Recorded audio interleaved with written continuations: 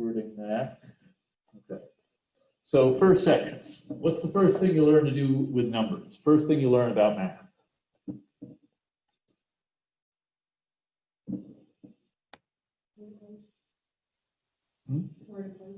Okay, where to place them.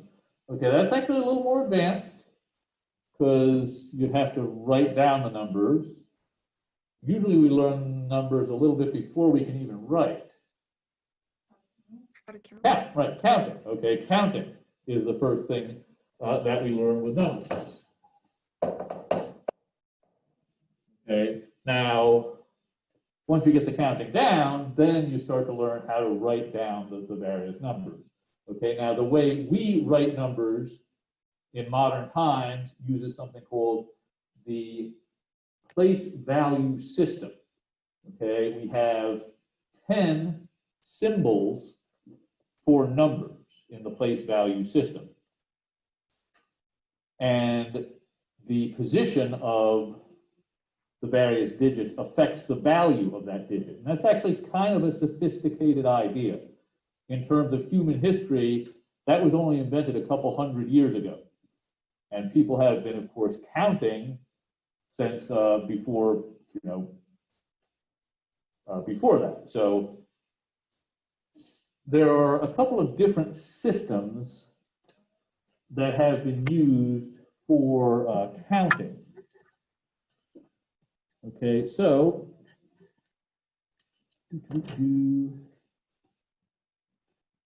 let's talk about a couple of different models, and then we'll talk about the systems for writing down numbers.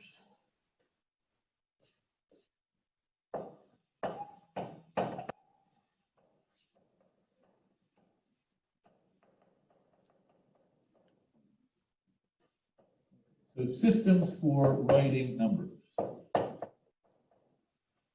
There's something called the tally system. Okay, help me out here. What do you think that is?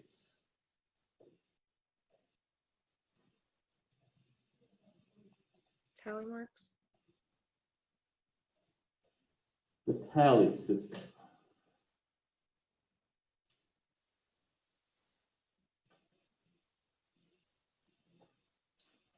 Okay, let's say I'm, I don't know,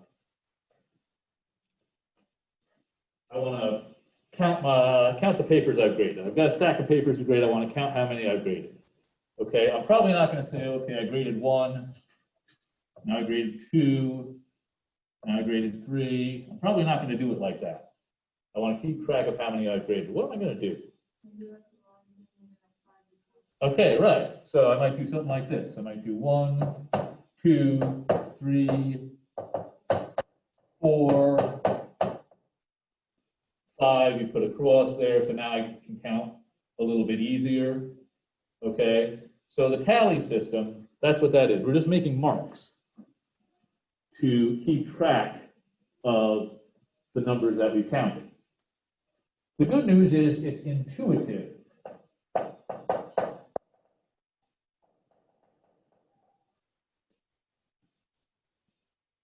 So that is an advantage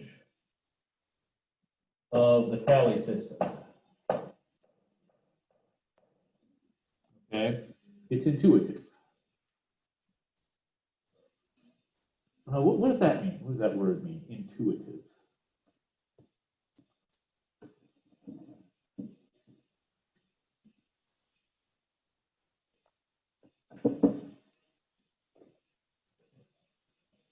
Anybody in Zoom land help me out? What does intuitive mean? We understand it naturally. Yeah, we kind of just get it without having to be told very much about it. Okay. Whereas the place value system, somebody's going to have to explain how that works if a person didn't know it. So the advantage is it's intuitive. Of course, there are disadvantages to this. What's a disadvantage to this way of writing numbers?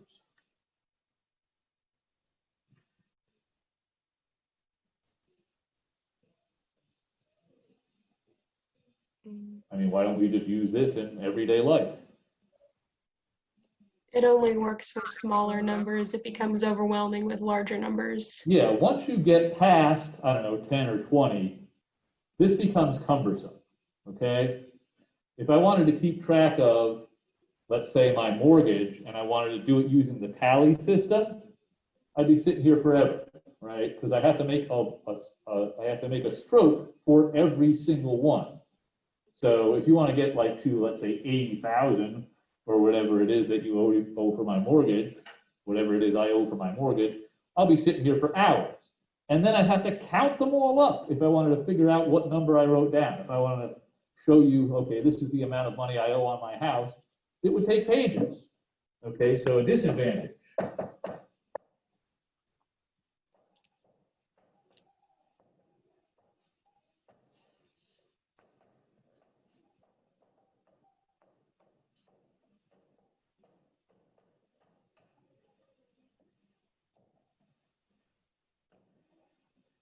It's not good for large numbers. Another disadvantage would be you can't write fractions using this system. Okay?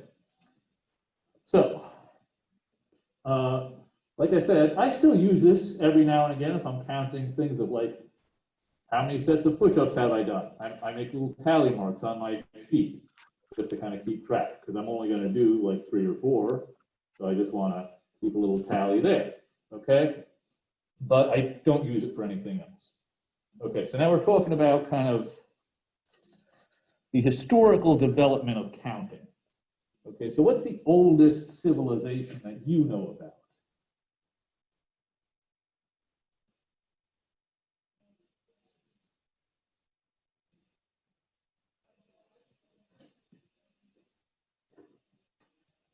I want to go to a museum. I want to see some old stuff. Okay, Mayans had a counting system. You can actually see a little write-up of what the Mayans did by the restroom. There's a little poster of it. Okay. Now they're, that's an ancient civilization. It's not super old though. I think Oxford University was actually founded before the Mayan Empire started. So that goes back 1,500 years or so. How about something older? Anything older than the Mayans?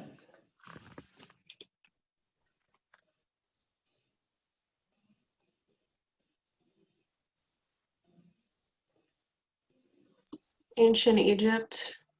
Okay, ancient Egypt, right? That's probably the oldest one that we have written records of. Okay, so that goes back like 5,000 years of written records, 5,000 years ago, written records from ancient Egypt. Okay, so the Egyptians had a pretty clever system for writing things down. Okay, they didn't quite get to the place value system that we use today, but it was far superior to the tally marks. Okay, so I noticed here somebody mentioned that when you get to 5, you do like a slash, like a cross. So that now you can count groups. Okay, well, what the Egyptians did is they kind of kept on going. So this was their symbol for 1, which is just what we're using over there. In fact, it's still what we use. Now, they had a different symbol. So that meant 10. Okay, that's groups of 10. And they had a few more symbols as well. They had symbols for groups of 100 and 1,000. I want to make sure I get the spiral matching what they use in the book.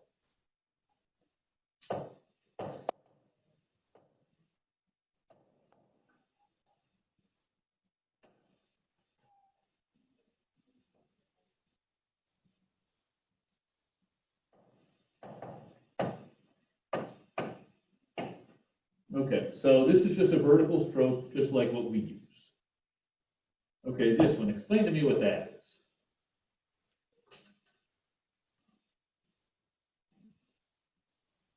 What's it look like? What's the top part look like? A flower. The flower, okay? It's a lotus flower. Okay, so if you imagine, you know, a field of wildflowers, there's probably thousands of them in that big field, so that's what they use to represent thousands. Okay.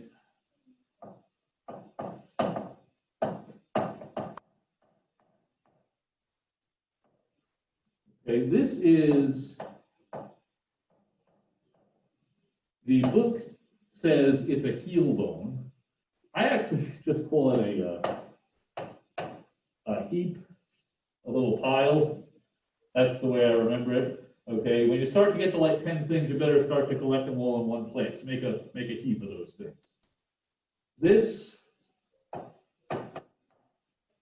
is a scroll, okay, except we're looking at it from the end, okay, like that, okay. So here's your scroll. You get to 100 things, you better start writing stuff down. If you're going to write stuff down in ancient Egypt, you got to write it on a scroll, okay. So these were their symbols for writing down numbers. So they can write large numbers much more easily than you can with the tally system. As we discussed, that'd be practically impossible. You want to write the number 520 in the tally system, it'll probably take you 20 minutes, easy. Okay, if you want to write the number 520 in the Egyptian system,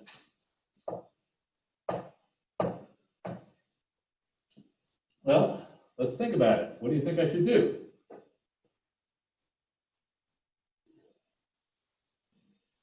Five of the 100 things. What would make sense? Right, this symbol means groups of 100. So how many of these should I put? 5 of those, okay? So 1, 2, 3, 4, 5. Okay, what should I write next? Right, I write 2 of those. 1, 2, 3, 4, 5, and then 2. Okay, and then I won't have anything else because it's 520. Okay, so much shorter. If you wanted to write this in the tally system, it's going to take forever. Here you can do it a little more easily. It's still a little longer than our system, right? To write this number in the Egyptian system, we had to do 1, 2, 3, 4, 5, 6, 7 symbols, where we can do it with just 3. Okay, so this is a little more sophisticated, but this is still a big advance. Okay, so I'd like you to remember the symbols. One of the things we want to do in this class is understand the utility of the place value system that we use today, because of course that's what you're going to have to teach.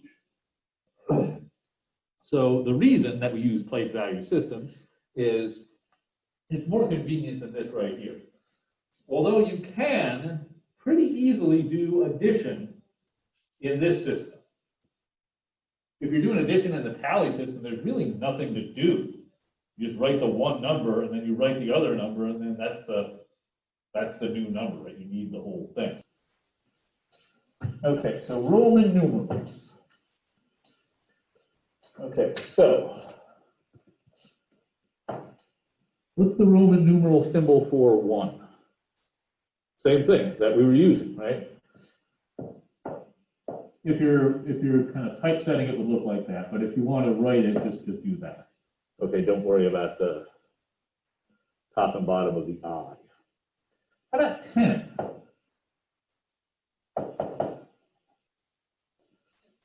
X, okay? So they had a symbol for 10, just like the Egyptians had a symbol for groups of 10. Notice I made a jump there.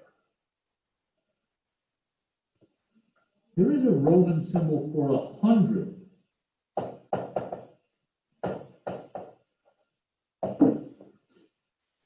Anybody remember what it is? C. C, okay, the letter C. The way to remember it is What's 100 years? If I said something's going to take 100 years, it takes a century, okay? That comes from that's the Roman word for 100, okay? So notice they're not being actually that clever, right? It'd be like for us saying 100, we would use H, okay? So C is 100, and how about thousands?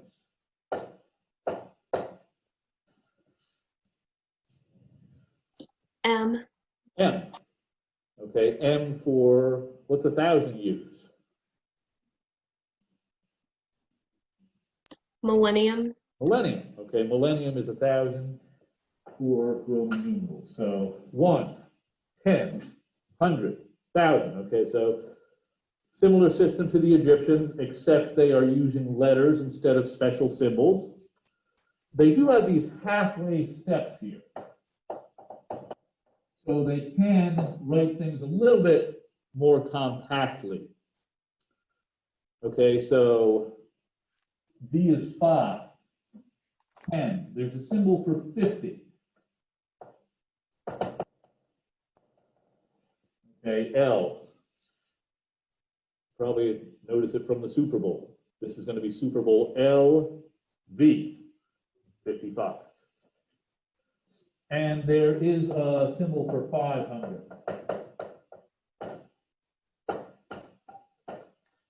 Okay, so pretty convenient to know Roman numerals. Okay, but of course, none of those really compares in convenience and usability to the place value system that we use now. Okay, so the rest of the chapter is going to be talking about that place value system. I do want to talk a little bit, before the class is over, I want to talk a little bit about models.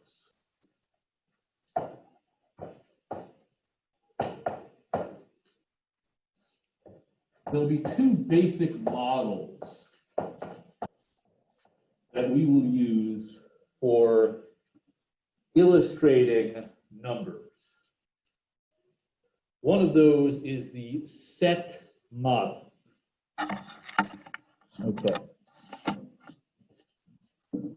So in the set model,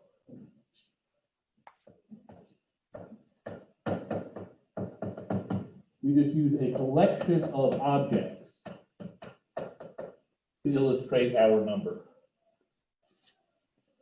Okay, so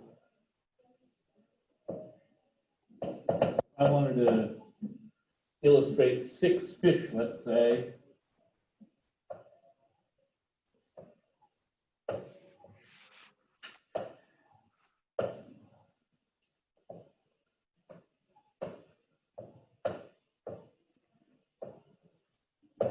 Okay, don't go too crazy.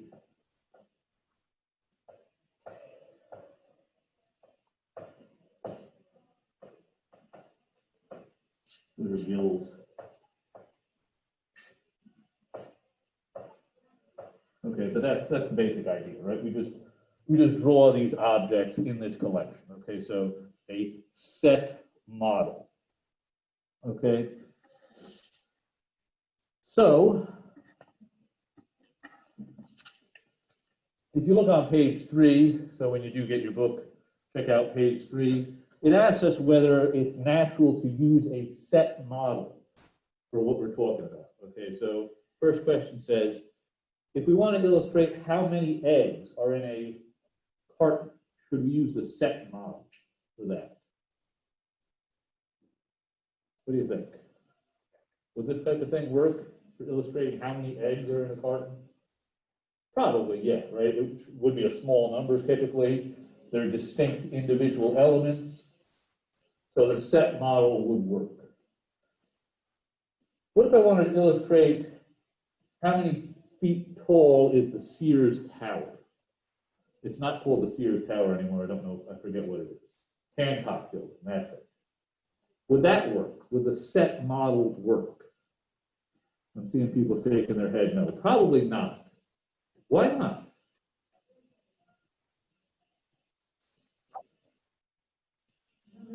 It's difficult to make a drawing that conveys Number would be feet. too big for one thing. What if I wanted to illustrate, let's say, my height in feet? Or your height in feet? Would we use a set model for that?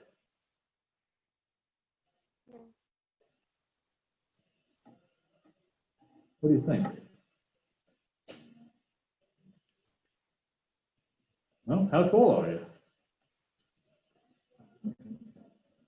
If I asked you just in regular, everyday life, how tall are you? What would you say? Okay, 5'2", 5 feet, 2 inches, right? If I just ask you in feet, how do you deal with the 2 inches? Okay, we could do like rulers that were like 12 inches to do 1, 2, 3, 4, 5 feet.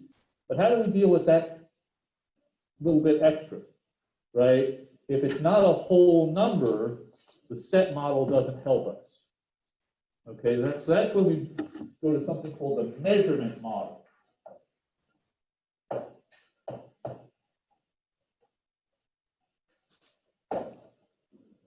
Okay, the typical measurement model is on a number line.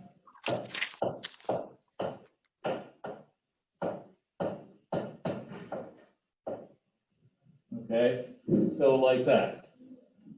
Okay, so if somebody wanted to illustrate 5 feet 2 inches, well,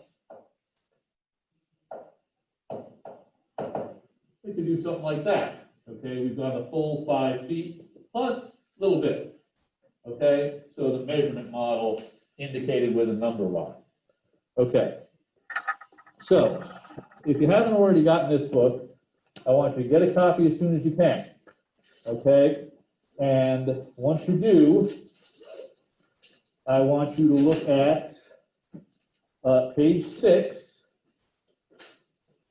and I think you can do 1 through 7 on page 6.